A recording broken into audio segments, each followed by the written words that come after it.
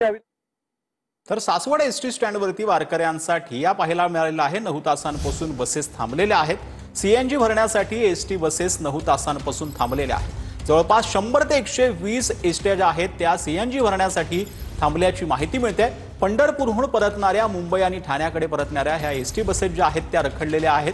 9 तासांपासून एसटी स्टँडवरती वारकऱ्यांना जे आहे ते थांबावं लागते, त्यामुळे ते संतापल्याचं इथं पाहायला मिळते। पोलिसांकडून त्यांची समजूत काढली जाते आहे। एसटी बसेस इतर डेपोला पाठवून सीएनजी जो आहे तो भरला जातोय। आपल्यासोबत आपले प्रतिनिधी जे आहेत ते अजिंक्य धायगुडे जे आहेत ते या संपूर्ण घटनास्थळावरून आपल्यासोबत लाईव्ह जोडले गेलेले आहेत। अजिंक्य, खरं म्हणजे गेल्या 9 ते 10 तासांपासून हे वारकरी अडकलेले आहेत। सध्याची परिस्थिती काय आहे? ज्या गाड्या अडकलेल्या आहेत त्यांना काही मदत झाली आहे का? प्रशासनाकडनं नक्की काय अपडेट आहे?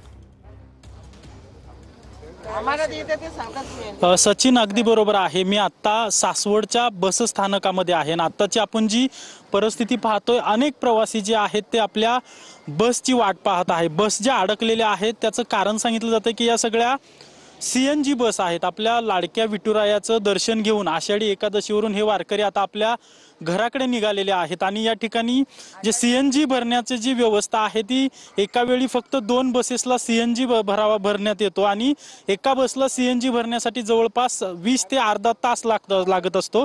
20 मिनिटं ते अर्धा तास वेळ लागत असल्यामुळे जवळपास पोलिसांकडून सांगण्यात येते की 200 बसेस सकाळ धरणं या ठिकाणी सीएनजी भरण्यासाठी थांबले होते आणि हे सगळे वारकरी आपण पाहतोय स्वतः ते सांगतायत की दुपारी 2-3 वाजल्यापासून ते या ठिकाणी अडकलेले आहेत।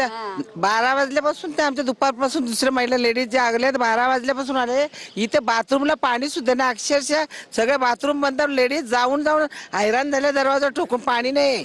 आज एवढी दूर कुठून तुम्ही आषाढीला कुठून 10 रुपये घेतल्याशिवाय आतमध्ये कुठून आलाय तुम्ही? कुठे निघाला? आम्ही भिवंडीवरून आलो, आम्ही पंढरपूरवरून आलो तिकडनं।